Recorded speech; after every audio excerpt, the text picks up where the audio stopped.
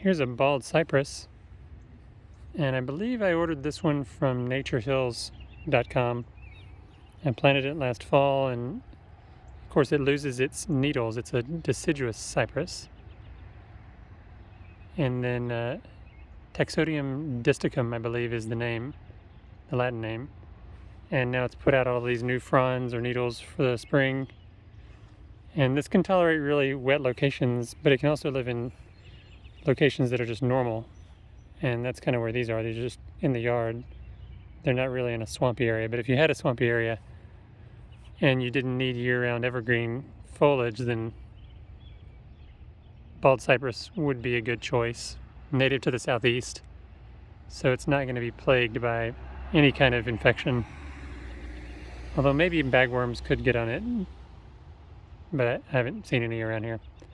And right next to it I have another related species. This is the Dawn Redwood. This is a Chinese tree.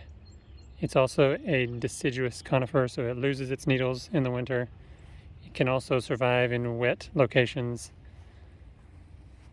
And I've seen some really massive specimens around here, so I know it can do well in Tennessee. It's put on a lot of growth here. I can just show you this spot right here is where it started the spring, and since then it's put on a good maybe 7-8 inches.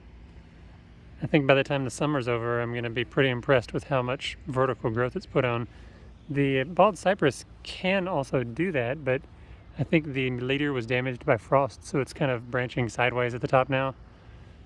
But the Dawn Redwood, going strong. Metasequoia glyptostroboides, I think, is the Latin name on that.